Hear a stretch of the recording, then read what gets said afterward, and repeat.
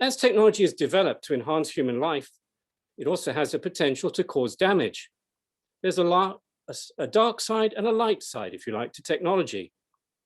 Clearly, it has the power to make our lives easier, but it can also enable us to do damage to each other, but it can enable us to build better futures. As we've seen over the last few years, and particularly the last year during the pandemic, it served the purpose of bringing us closer together. That's a very important benefit of technology. But it does have its negative sides, not just in terms of the impact that screen time or additional screen time has on our mental health, but also in the sense that there are new ways of crimes to be committed and for privacy to be invaded. So at a time when technology is so fast evolving, it's more important than ever. It's essential, in fact, that young people are encouraged to be curious, adaptable learners, skilled with technology and its rapid advancements. So I think a savvy learner is one who acquires increased knowledge, but also an increased sense of digital literacy and digital responsibility. And with that said, I'd like to introduce our first speaker of the evening, Susie Hargreaves OBE.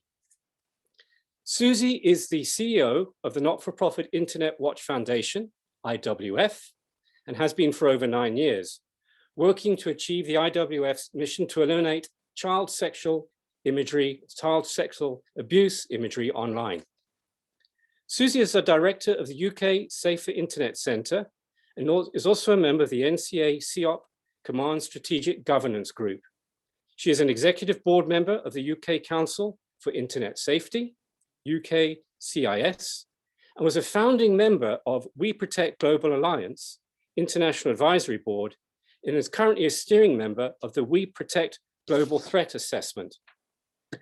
Susie represented the IWF as a core participant on the internet part of the independent inquiry into child sexual abuse, and she's also served as an expert advisor to UNICEF. Susie is currently a commissioner for the Center for Social Justice's investigation into child exploitation and abuse, and is a CLAW Leadership Fellow. She was a finalist for a European Woman of Achievement Award, PA Magazine's Best Boss of 2014, Executive of the Year in 2017 in the ISPA Awards, and a finalist in the European CEO Awards 2018.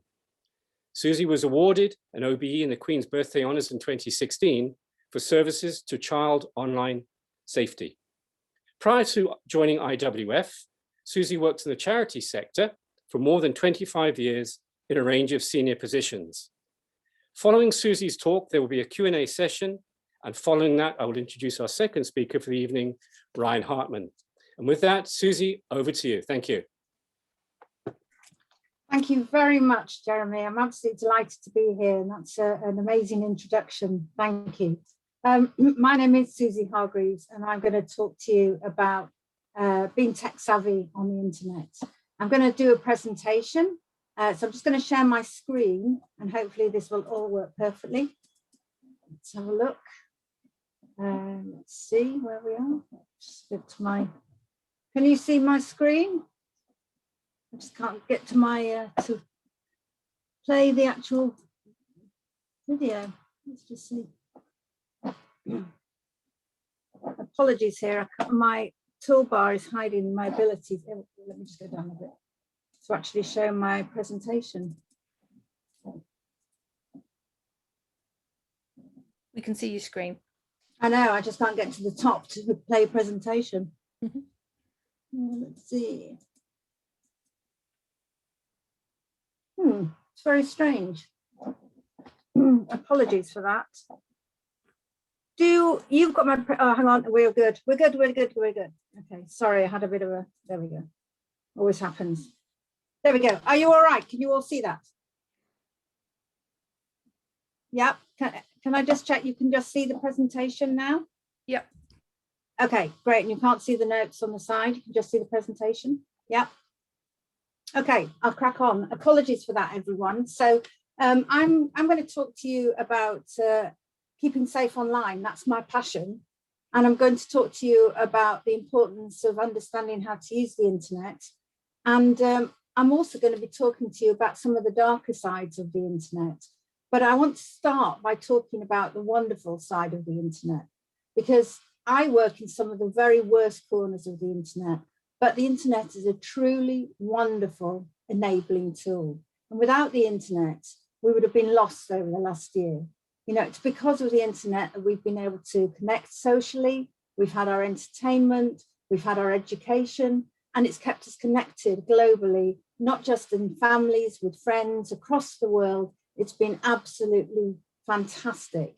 And I don't want anyone to go away from my presentation and think that the internet is bad, but there are bad sides to it. So I'm going to kind of talk a bit about the work of the IWF, which I run, and actually talk about ways in which you can, you know, use the tools that are available to keep yourself safe online and to make sure that your engagement with the internet is a positive experience. And at the same time, I also want to cover, because we're a technology company, some of the ways in which you can, you know, use your tech savvy skills to really sort of progress and use in your own life. And you're going to hear from Ryan soon after me. We'll talk about his work at Microsoft. Okay, so let's bash on. Let's go. There we go. Okay, I'm back. Right, okay. So the IWF's mission is the elimination of online child sexual abuse. And we're a not-for-profit child protection organisation. We're quite a unique organisation because we work with the internet industry across the world to go out and seek videos of child sexual abuse. Now, sadly, child sexual abuse is a really terrible thing, and it covers the abuse of children from babies right up to sexting and sharing videos of people who are 16, 17. So it covers a massive range of images and videos.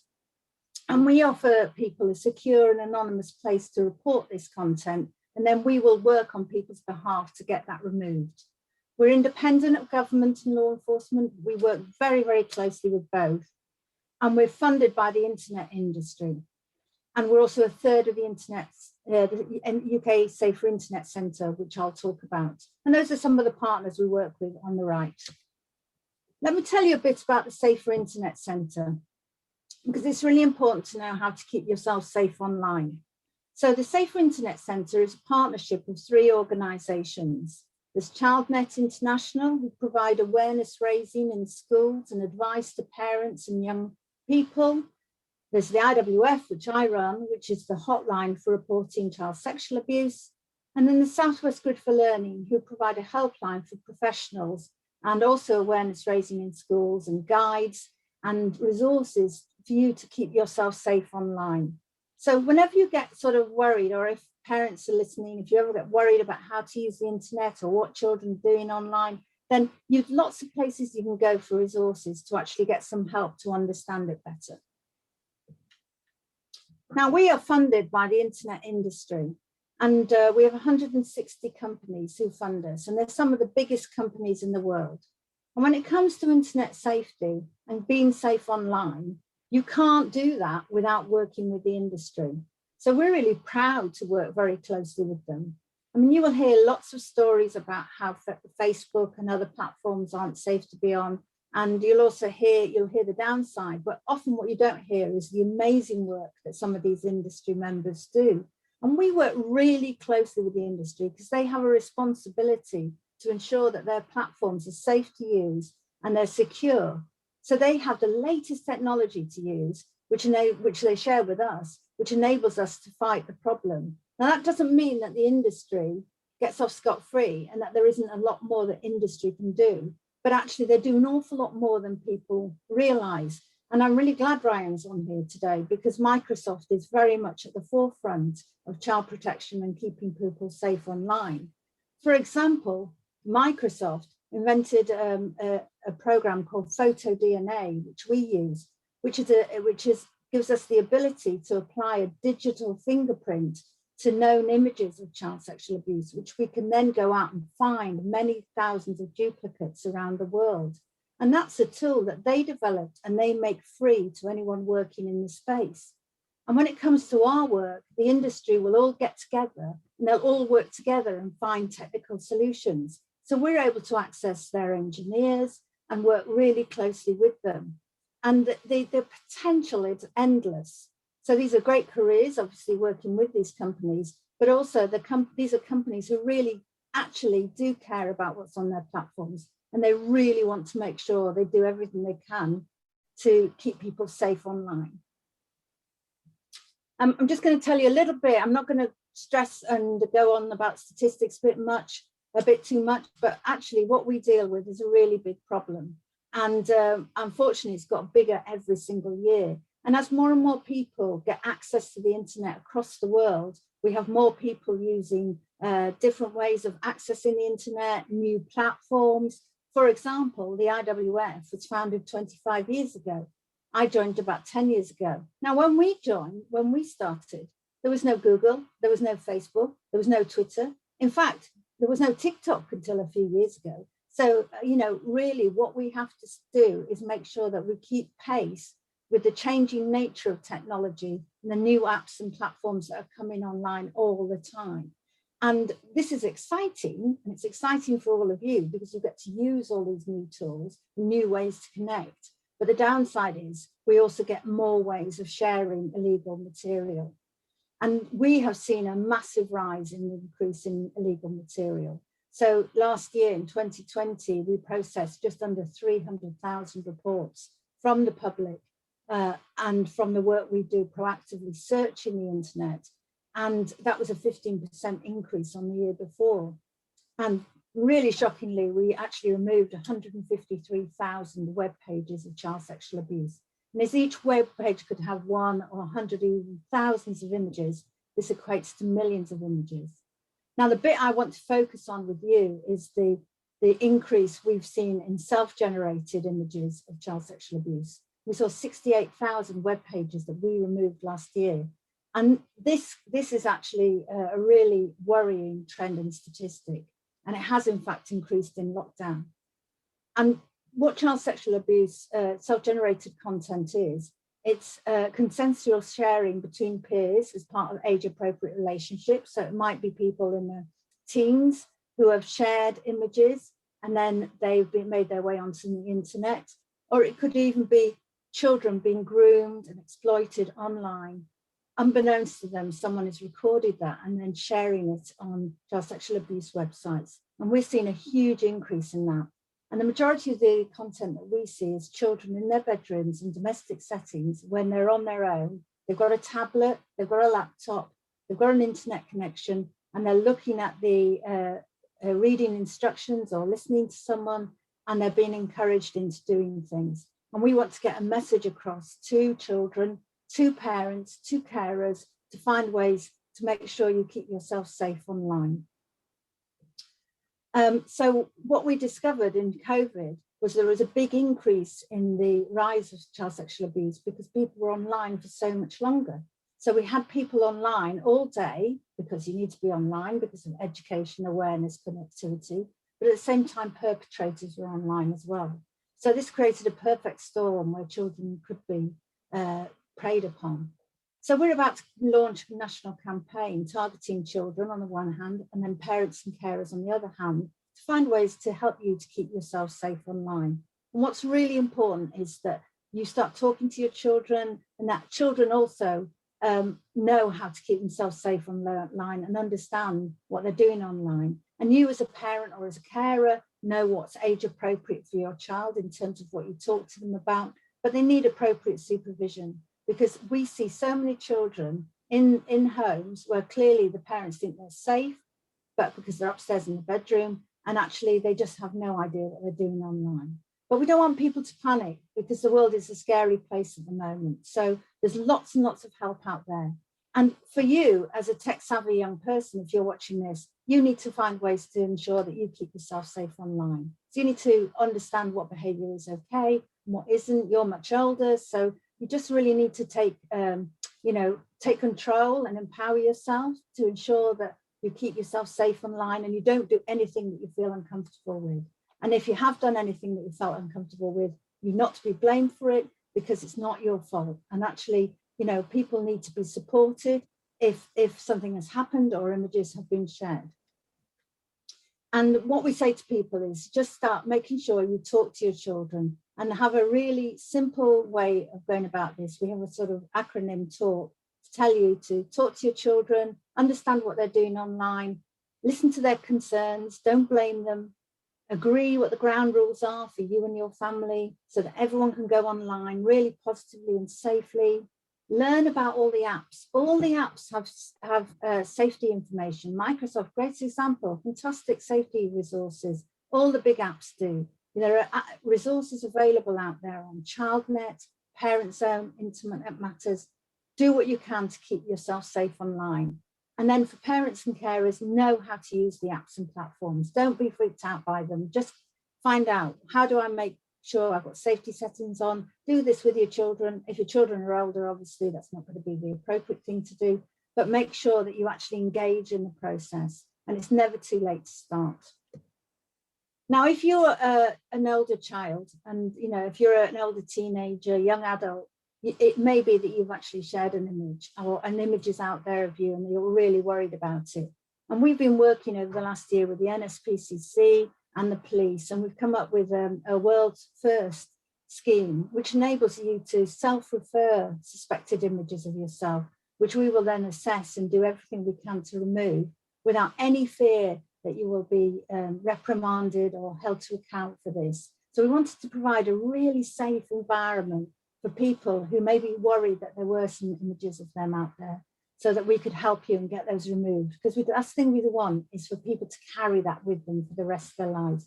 So make sure if you are worried about that, or you know someone who is, share this information with them. The project's called Report Remove. Look it up online. It's managed by the NSPCC on our behalf. And it's a way to really ensure that we can help you if your images are out there. So I just wanted to kind of talk to finish off about, this is meant to be about tech savvy. I appreciate I've been talking about the darker side of the internet, but I wanted to also talk about how we support and how we train people and how we look after people. We are a tech company. So, we're really obviously concerned about the good and the bad of tech. So, we, as I said before, we have engineers in residence that come and help us develop software. Which is really exciting, because if you can use technology for good and actually use the technology to fight the really bad stuff out there, that's a sort of wonderful feeling. And if we can help rescue children and help alleviate some of the pain that children suffer, that's a really positive thing to be able to do. And if we can help you stay safe, that's also a good thing. We also really take a lot of care over our staff to make sure we look after them. So it's not just the technical side, but we also make sure we do everything we can to support all of them, have proper counselling, proper support, really look after them, nice place to work, decent breaks, etc. And all our staff work in tech in one way or another. And you will be tech savvy already. And and it's a really exciting thing. I was amazed at how many skills people have when they come work with us. We have a sort of relatively young workforce, and all our staff come in.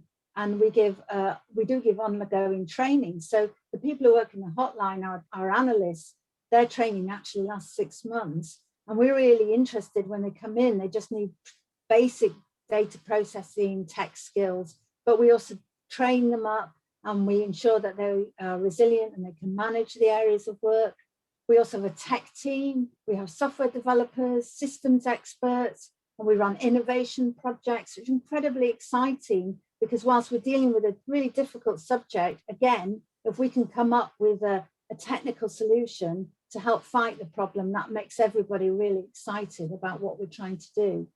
Even the finance team and all the other teams have to be tech savvy. So we've got online accounts now, and particularly during COVID, we've been all working, half our team work in the office, half our team work from home, and everything's had to move online. So everybody's having to operate in a completely different way. So again, that tech savvy area really comes through. And it's particularly the case with our comms team. All of them work in terms of social media. They understand how the website works. They all update the website. Many of them have graphic skills. They run multiple programs. They're all kind of working and jumping on, doing one thing after another. So, again, that tech thing really comes through. And the development team, which is our membership teams, working through Salesforce. So again, understanding how to use data processing. So, you really need to cover it off in every area of your work now. And all staff obviously use SharePoint. I was just going to finish by telling you about Pixels from a Crime Scene, which is our 6-part podcast. If you wanted to know more about the depth of what we do, and in fact, one of the episodes is entirely focused on the tech industry. So we have people from Microsoft, from Google, from Facebook, all talking about the tech they use to help fight the problem that we're working with.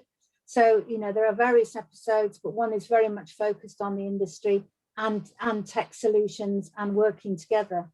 I think, you know, to finish off, the IWF is the dark side of the internet, and we are a technology company, but we're just an example of how you can use technology for good as well. So good to fight the problem.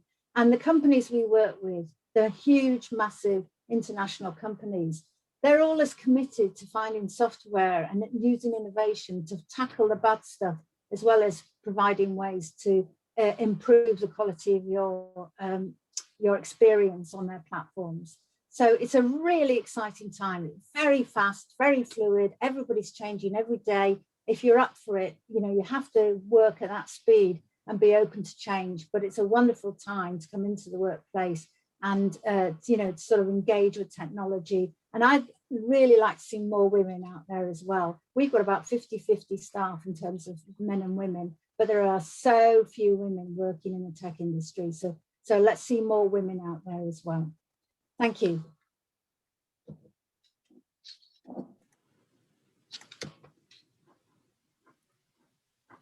Stop sharing.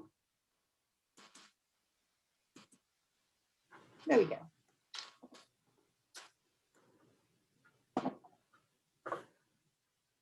Brilliant. Thanks, Susie, so much for such an enlightening talk. It's always so interesting to hear more about the different sides of the technology industry and what you're doing. And we just had a few questions, if that's all right. So what are the top 2 things you wish all teachers knew about the dangers online for young adults? I think that can probably apply to parents as well.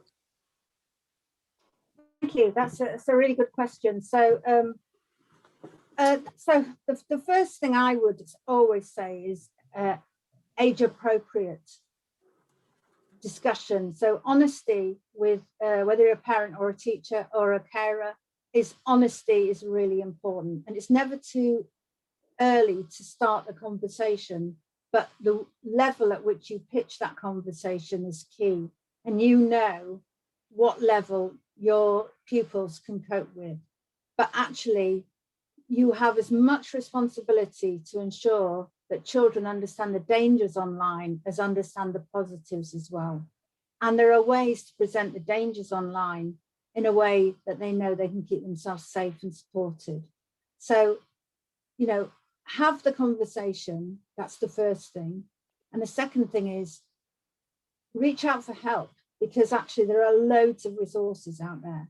There is the help out there. A lot of people don't know how to have the conversation, in the sense they're happy to say, I'll talk to my child, but I don't know what to say.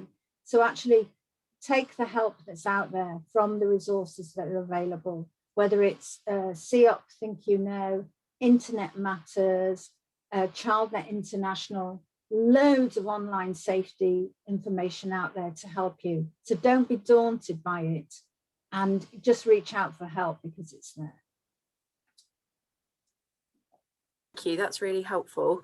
A lot of teenagers have their social media profiles open to the public.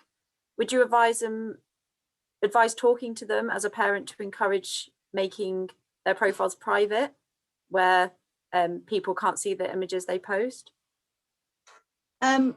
Yeah, I think that's a pretty good idea generally, but I mean, you know, the sort of basic rule is, and unfortunately, when it comes to social media where you have so many friends online, you know, they're sort of friends of friends of friends. So really, but the basic rules are you shouldn't be accepting friendships from people you don't know. So you have to behave online in the same way as you behave offline. And you wouldn't get in a room with a load of strangers offline. So you shouldn't do it online. So I think, you know, it's really important to emphasize that, you know, people should be, you know, children, you know, should be aware of the dangers. I don't think you can be too restrictive, especially with older children. I mean, it was ridiculous to say to a 16 or 17-year-old, you know, you can or you can't do this in a sort of very sort of draconian way. Actually, you've got to say, are you aware of the dangers? Do you know who you're talking to? You know, do you know who this person is? You know, are you behaving in a way that's appropriate online as much as offline? So I think you just have to have really frank and honest conversations about them understanding the risks of their behavior. Fantastic. I think that's really helpful. I think we can just squeeze one more question in the time. So with technology in constant development, what would you recommend parents who might not be as tech savvy as their children do to keep up with dangers of new technology and platforms? Yeah, I appreciate that for some parents, you know, it's the sort of archetypal thing that the child knows how to program the, you know, the TV, and, you know, parental controls are set by children and all that kind of stuff.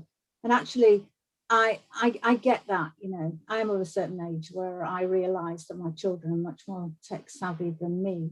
But at the same time, I think we've sort of reached a point where we have a responsibility not to say, for that not to be okay actually anymore. So I think, yes, it might be difficult to keep up with the platforms, which is why you have to engage with your children on them. So, you know, if you follow that acronym of talk, agree, learn, know, then you actually have to say to your children, well, what is this platform you're on? I want you to show me it. What is this TikTok? You know, how does it work? How does it work? And actually engage with them on it. And if they won't show you, go and find out for yourself. So I think that the days have gone where you can just go, well, I don't know anything about technology. It's too, you know, mind-boggling for me. I think you now have to accept that's just a part of responsible parenting and looking after you. In the same way as you wouldn't let your children get in a car and drive it on their own when they're, you know, 12 or whatever. You just have to be really practical about it. And unfortunately, you do need to know what your children are doing online at an age-appropriate level, and just reach out for the help. So if you don't know what the platforms are, all of these resources have guides for the different platforms. TikTok have their own guide, you know, so you can type into Google safety advice for TikTok or safety advice for YouTube. So, you know, there's lots and lots of resources out there. And if you really are really worried about it, go to one of the NGOs, the charities, ChildNet or Southwest Group for Learning or Internet Matters, and they have really simple, helpful advice for parents. That's perfect. Thank you very much for your time, Susie. I'm just going to hand back over to Jeremy. Thank you.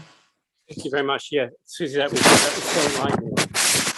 Struck the sort of balance between duties and the importance of the internet, but also being conscious of the fact that there is a darker side.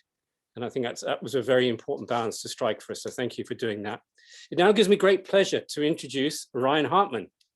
I started at ACS Egham as head of school in 2010, and knew Ryan, and Ryan graduated from ACS in 2014 and went on to study computer science at the Florida Institute of Technology. He has completed various technology internships with companies including the Allegis Group and Goldman Sachs, and previously worked for the Appian Corporation supporting the back-end development of its automation software. Ryan is now a software engineer at Microsoft, working on projects including user personalization.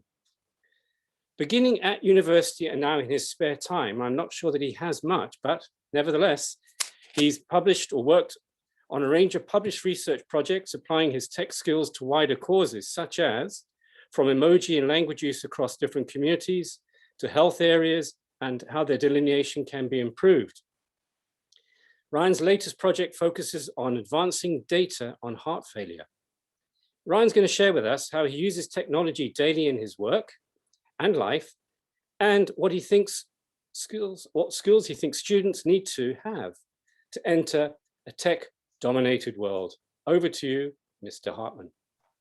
Thank you very much, Mr. Lewis, for the great introduction. So yeah, I'm here, or everybody asked me here today to kind of talk about why being a tech-savvy learner is important, and to take some time to speak about my work and personal experiences using technology for a little more of a positive note, kind of towards a force for good and a positive impact across many different areas, both professionally, through internships in undergrad, through my career so far, and then also some work that I've done outside of school. So I'll pull up my slides. Perfect. So yep, I'm Ryan Hartman. I was an ACS Egham student from year 10 through year 12, graduating back in 2014. After ACS Egham, I went to the Florida Institute of Technology, where I got a bachelor's degree in computer science in 2018 and have been working full time since then. I started with Microsoft back in August, this past August, and on their Iris platform, which I'll talk about a little more later. So to start with, I'm going to kind of talk about my experiences during my undergrad career and all the opportunities that I was able to have in that, and then transition into some of my personal and professional projects since then. So kind of to start with, I interned with Allegis Group back in 2016 after my sophomore year. If anybody not familiar with Allegis Group, they're a global recruiting and staffing company trying their best to fit jobs and people together such that everybody has the jobs they're looking for, there's a good fit and everything that way. And trying to do this on such a large scale across a wide range of industries and a wide range of candidates ends up a pretty difficult problem. So Allegis Group, within their software engineering group, has a search and match team. This search and match team tries to improve how Allegis Group maps candidates and job descriptions and job seekers all together such that recruiters have the best time possible for them, trying to place people for the job recs they're currently trying to fill. Potential candidates, they're trying to have the best outcomes. They don't want to be inundated with spam for jobs they won't be interested in at all. And so Allegis Group wants to try and optimize this kind of mapping between these two groups. And so within my internship, I spent the summer working on a project trying to map job descriptions submitted by companies that they were trying to fill to the ONET job codes. ONET is a program from the US Department of Labor, where they basically have a huge careers list of here's all the careers and occupations we see, I guess, in America at this point, what kind of characteristics make them up, what does their forecast look like over the next 5 years. And so Allegis wanted to try and map their job descriptions to these ONET job codes to better break down and support for recruiters so that they were only trying to place within the specific areas they're trying to do, and that candidates were fitting for jobs that best fit what their professional interests and professional work they had done so far. After Allegis Group, I spent the next summer interning with Goldman Sachs, who are one of the world's largest investment banks. My internship I spent within their regulatory architecture and compliance division, working on a data modeling project for non-financial regulatory reporting.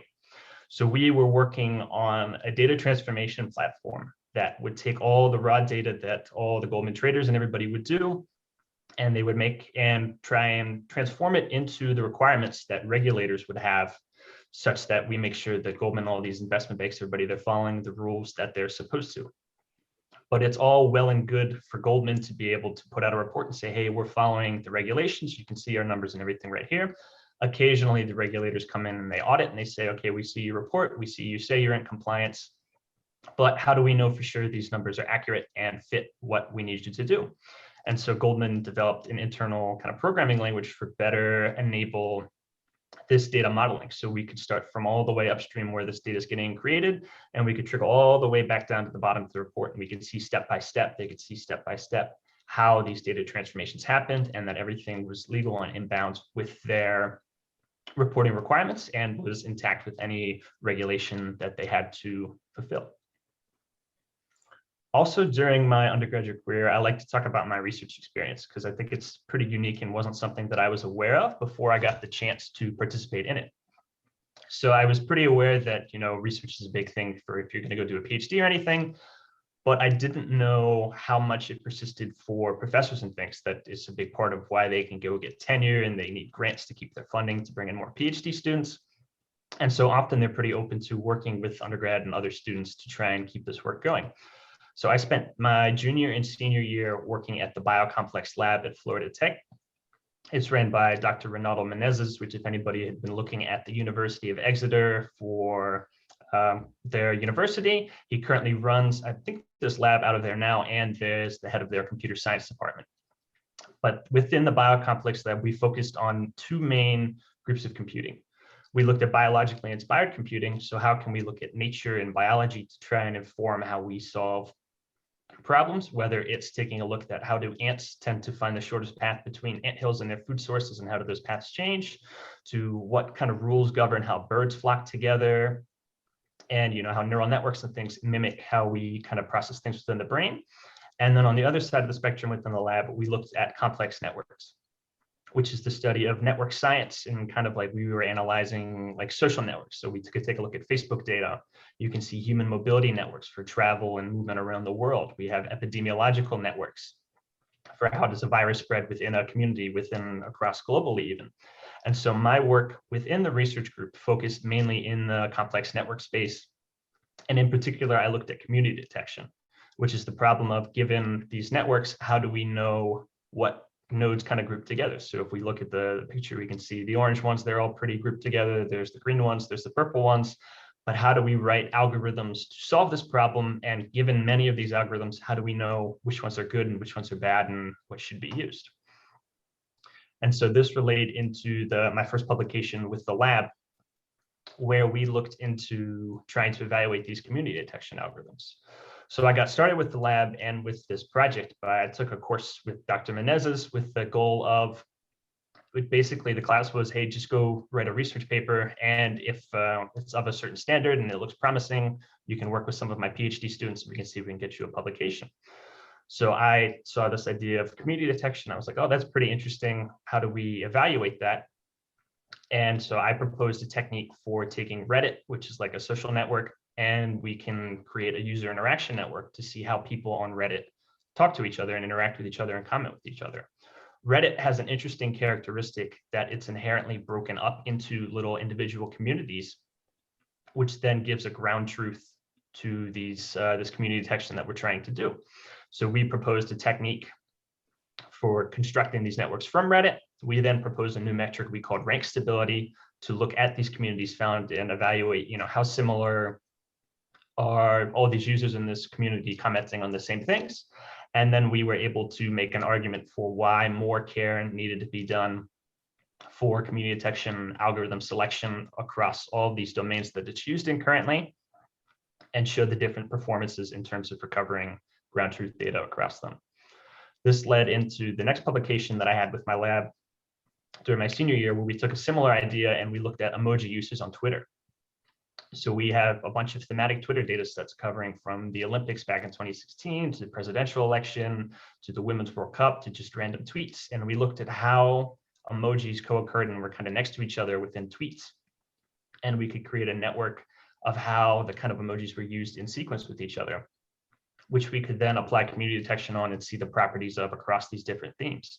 And what we were able to see was these community structures and how they were used changed depending on the thematic Twitter data set that we're using, which starts to show the idea of emojis as a form of and a modifier of language, which we then went on to build this argument and kind of expand upon, and to start to make the argument for emojis as their own form of language.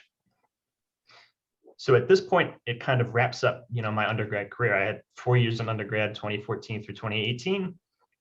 And technology enabled me to have what I think was a pretty large impact in not very much time. I was able to intern with 2 very large global companies in very different spaces, and to help a Allegis group help job seekers and companies better find each other. Goldman make sure they were following their rules and regulations and everything, as well as create new and novel research that's published. I have citations. My first paper, I got to fly out to Leipzig back in my senior year and present at the ACM conference on web intelligence, where we got the paper published. And it's not a very large amount of time, and I didn't have a whole lot of these programming skills before going to university, and technology enabled me to learn these new skills, and start very quickly to have what I think is a pretty large impact, which I think has continued in my post-grad. So university ends, it's time to go get a career, get a real job for things, and I ended up at Appian for 2 years. Appian makes a low-code platform, so they recognize the difficulty in creating bespoke software from scratch, and they make a platform where, with pretty much a lot of drag and drop and some light programming, you're able to automate almost anything you as a company try and do, whether it's trying to ingest forms or send people out to, we have companies send people out to like healthcare facilities where they have to evaluate and say, yes, this is fit for almost like Medicare and Medicaid acceptance.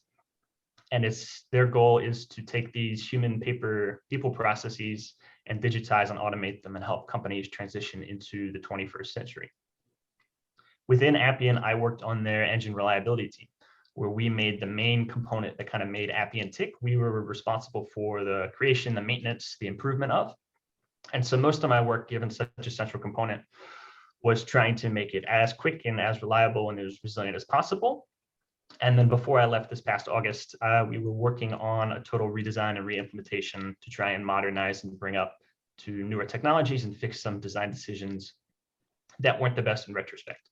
And they believe they're still working on today. This past August, I left Appian where I joined Microsoft. And within Microsoft, I work on the Iris selection team within Microsoft's Insight Data Engineering and Analytics group. And so Iris is Microsoft's main consumer growth platform, where we work with outside teams. So like we take a look at, with Outlook tries to suggest, hey, you should take a look at our mobile app, or Microsoft Word has a new feature you want to learn, or your Xbox says, hey, we saw you just play this, and so we think you might like this game next. My team is responsible for working with the outside groups to try and figure out the content that they want to show to people, as well as the machine modeling and all of the services required to actually receive these requests from all these different surfaces, we call them, and start to select the best content from the user, where we have the goal for showing the right message to the right person on the right surface at the right time. And so within Iris selection, I've worked on a bunch of modernization efforts where we've tried to rewrite some services for better compliance and governance reasons. We're starting a new project now where we're trying to use machine learning to forecast impression numbers for different teams as they do it. So we've been working with whatever the teams we work with. They say, okay, that's great. We see that you can help us grow, but given what we know about what we're looking for and who we're targeting, how much can we really expect? Given past campaigns that either we've ran or that similar teams have ran across those things. And so we look in the machine learning space, and we've just started taking a look now to be able to provide numbers and estimates so that they can best decide how well to grow for things. But also, while I've been working professionally, I spent a lot of time with technology in my free time. And so given the research work I did in undergrad, I thought it was, a fascinating space to be able to work on new, interesting, novel problems that really they don't have a solution to, and start to kind of contribute to the scientific community and help impact and influence it. And so rather than have to go do a PhD to continue research work, I continued to work with a friend of mine, Diego, with a computational medicine lab that he started after graduating in 2018 out at UC Davis. And so we looked at, or at least I specifically with him, looked at community detection and network analysis as a tool within computational medicine. So our first paper, we took a look at health service areas, which is like a geographic region of where you and all your neighbors kind of tend to go to the same doctors, the same hospitals, the same healthcare areas. And this was originally put together by Dartmouth back in the 1990s off of Medicaid kind of socialized medicine data, which is, quite a long time ago. It's not the most data-driven approach. And so we stopped to say, hey, we think there's a better way to do this, and using network science and the data that we have access to, we can start to provide a better delineation. So we look at patient discharge data, and we can see from which hospitals where patients tend to end up. We can then use that to construct a network of how people move between regions, and then use community detection to end up with what we think are better delineations of health service areas, which we can then measure and compare between. So we end up like here, where we focused on California, where we get a nice map of California where all the different numbered regions represent health service areas that we can then measure in terms of both network style properties as well as healthcare properties like localization index, where we can start to measure how far do people have to travel to get to their doctors, their providers, and what impact does this have on their health outcomes for things. And we show people that the importance of a proper delineation of, without knowing the regions we're measuring, if they're not accurate and we're making policy decisions based off of inaccurate or old data or not the best data that's been stagnant for over 30 years now, how are we going to best serve the community and provide good outcomes in that way? Which lined up with this next work that we've been working on currently, where we look at the excessive readmission rate for heart failure patients. So kind of the percentage of people who have heart failure surgery that they end up back in the hospital that shouldn't have. So compared to either hospitals in the region or across the US, what does this rate look like? And so using the delineation that we did in our previous work, which we called shared care networks, we can see how they change over time and what the excessive readmission rate looks like for these areas over time and see the impacts they have for things. So for example, we saw that the excessive readmission rate was negatively correlated with localization index. So as people had to travel further, their excessive readmission rate increased and we're ending up with worse outcomes for heart failure patients. Versus if we look at areas that are improving, we can start to see improvements in their excessive readmission rate, which helps to guide us and say the state of California on which areas need to be improved and what resources are underserved.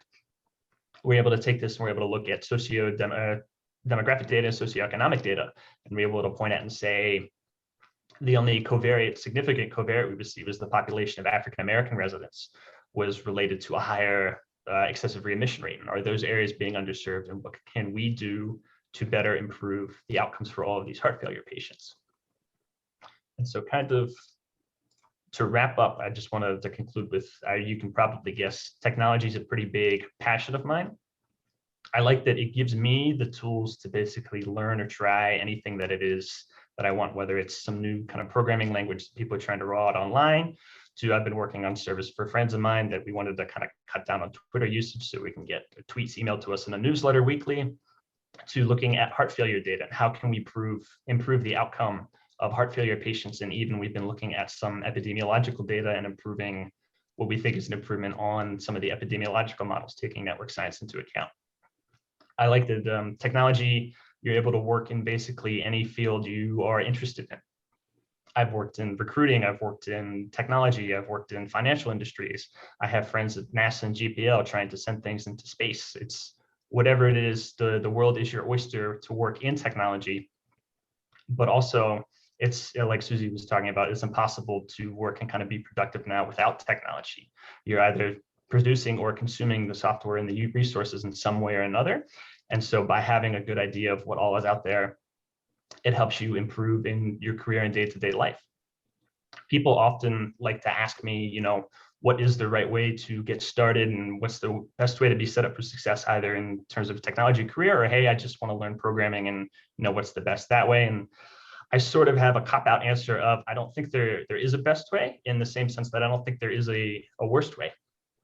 At least what got me into it, and I have friends that have tried to pick up the skills over the pandemic just for something new to try out, is to think of problems or things that you're trying to solve. So whether it's, I don't want to do my math homework, let me write programs to go do that, to I want to make the next Facebook and I have the next idea for the new TikTok and we're going to improve everything that way. Whatever it is, there's resources out there that someone's tried to do something similar to help guide you in the best way to approach this problem. And any of the knowledge gained, it all just compounds and builds on everything, which is why I've been able to work in such a wide range of industries, in a very wide range of technologies, and continue to be productive and have an impact across that. And so thank you again for giving me the chance to speak to everybody today, and I'm more than happy to answer any questions.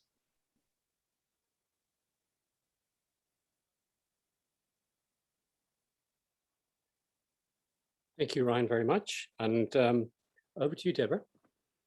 Thank you, Ryan. That was really fascinating. It was great to hear about all of the work you've done since you graduated ACS Egham. We have had a couple of questions. What do you wish you would have learned or been taught during your schooling at IBD level to be tech savvy? What would you recommend the school do now to produce tech savvy students? I know the thing that I was looking for, at least in my IB experience, was Egham to offer IB computer science. I think would have helped give me a leg up in that way. But also at the same time, I worked with, or went to school with people and worked with people that started programming and with technology back in middle school, elementary school, and people who hadn't touched anything technology related till college space.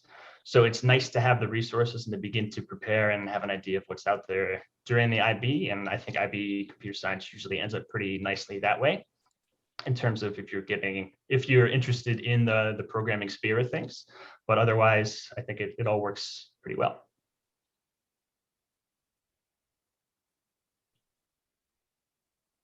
Here we have another question. With the next decade being dominated with topics 5G, fiber, industry 4.0, what in industry verticals there are yet to be developed? What do we need to do to prepare students to meet this unknown future demand? I think just baseline level competence and technology helps this totally, where like I've talked about, and you can see I have worked across many of these spheres and things, and I feel confident in my ability to whatever the next thing that is that pops up. It's a much quicker transition if you start to have that knowledge and build a baseline, where versus if it didn't exist, we're given some baseline level of knowledge and understanding of, you know, what makes computing work and what makes technology work. It's much easier to pick up and transition to the next thing versus kind of getting bogged down on what's the current new hot thing and then going backwards from that point to try and learn new things. Thank you. And whilst you're doing research, which resources do you find most trustworthy for information? All of our research work, given we're targeting peer-reviewed publications, is we use peer-reviewed work. So I'm usually on Google Scholar looking for papers related to whatever it is that we're trying to do for things, and to find things to build off that way, or reading when we're doing literature review type work. If I find a paper that's particularly interesting or impactful to influence us, taking a look at the citations that they have as well to help guide us. Thank you. I think we have time for one more question. Did you do any work experience in IT when you were at school, and what did you do to prepare for applying to university?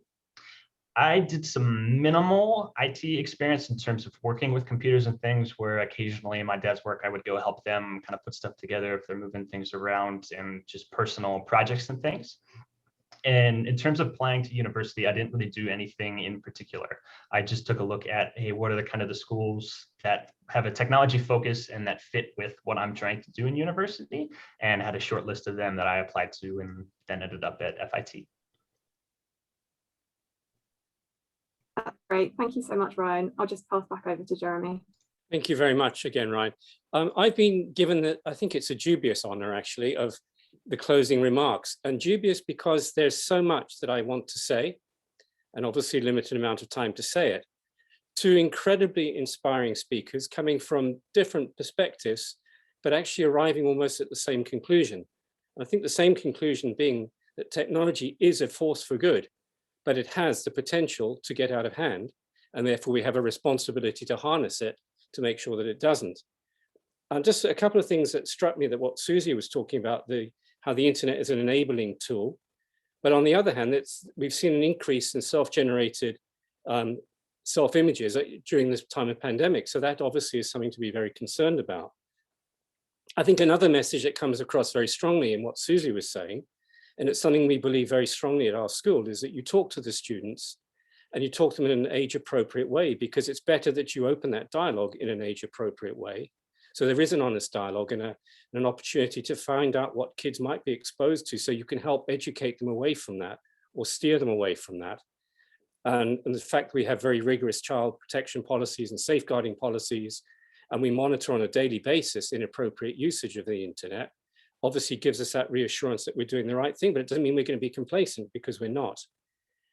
I think Susie talked a lot about the importance of appropriate supervision, and we know that the older the kids become, the more challenging that becomes, because we know that those channels of communication can be impeded, if you like, or certainly stagnate or get interrupted as the kids get older, but it's really, really important. And I think something else that Susie reminds us of is that there are resources out there for students, kids, and parents and teachers that can provide the information and the support if you need it. And I really liked the reference to something called report back, because if there are young people out there, or people in general, who have placed images in the public domain, if you like, there are ways that you can remove those without fear of retribution. I think that's a very important message as well. I also really liked, and I think it's something that both Ryan and Susie talked about, is how you can use the internet to fight the internet. So you can use the internet as a force for good to fight what is often the darker side, if you like. And finally, Susie, this really resonated. Behave online as you would behave offline. That's a very simple but very important message. And I think it's one as a school we we would reinforce, but through that important dialogue and opening up communication. Listening to Ryan, and I was fascinated, Ryan, with what you were talking about. My first conclusion is that you were a very busy undergraduate, and that seems to have continued. You have a very, very busy life, but boy, you have done some amazing things. And you talk about the internet as being a force for good. You've worked in recruitment, you've worked in the medical industry, in the bio-inspired computing. You've used, I was really, really interested in how you were monitoring the patient discharge data to better understand the provision that hospitals are providing, and particularly in relation to heart conditions, if you like, or heart failure, or heart disease. I thought that was absolutely incredible. And the way that you sort of opened up to the prospect or the possibility that there's so many opportunities, and I think Susie said the same thing, that technology opens up the opportunities in the field for so many different roles, which is really incredible. So it's multidimensional with many different opportunities. And I think what I particularly liked about that is it sort of, I suppose I would like, wouldn't I, that it coordinates or aligns with, I think, what we're doing at school. And Ryan, you made a really interesting point about the IB diploma and how you wish that the IB, when you were doing it at ACS Egham, that we'd had IB computer science. It's too late for you now, Ryan, but we do have IB computer science, right? If only you were still there, you would have had the benefit of that. And in the upper school, and talking about the opportunities there are in the tech industry and so many different variables, in high school now, or in upper school, you know, the kids aged 12 to 18, we're doing everything from coding to architectural design, to animation, to music composition. We had a science class zooming in with NASA. We had kids making videos, documentaries, and filming those. We're making very active use of our 3D printers to produce parts. In the very early days of the pandemic, we were generating 3D apparatus for the NHS to help with in breathing apparatus and etc. So that very, very active use of technology. And often it's assumed that that only happens when you reach a certain age. But actually, in pre-K, in our very youngest kids, they've just created their first ebooks. All right, these are 4-year-olds, if you like. Kindergarten, sorry, yeah, KG or kindergarten are doing research for technology. We've got coding. We've got the Gooseberry Planet in grade 2, which is giving them awareness of the downside, if you like, of the internet, using augmented reality. And coding is a sort of general thing throughout the school. So I think what I'm saying and what I'm hearing that from both of you is the huge benefits of the internet, which I think we're celebrating what and how we're teaching, the huge benefits, but recognizing on the other hand that we have to be alert to the downside and to have those conversations with students in such a way that they feel confident enough and supported enough that they'll come and talk to us. Because if you create an environment where kids just hide that away, that isn't a solution. So we generate that atmosphere where kids will talk to us and will come up and say, this is a concern. So I can't thank you enough really for an amazing set of presentations tonight. It was absolutely fascinating and such an interesting balance and a unity yet a diversity, I think was absolutely amazing. So I'd like to thank you both. I'd like to thank all of our attendees tonight and our organizers for what's been an absolutely amazing evening. So thank you, everybody. Again, thanks to Susie and thanks to Ryan. You lit up our minds tonight with lots and lots of things to ponder. So thank you both and thank you, everybody. Good night. Thanks a lot. Good night now.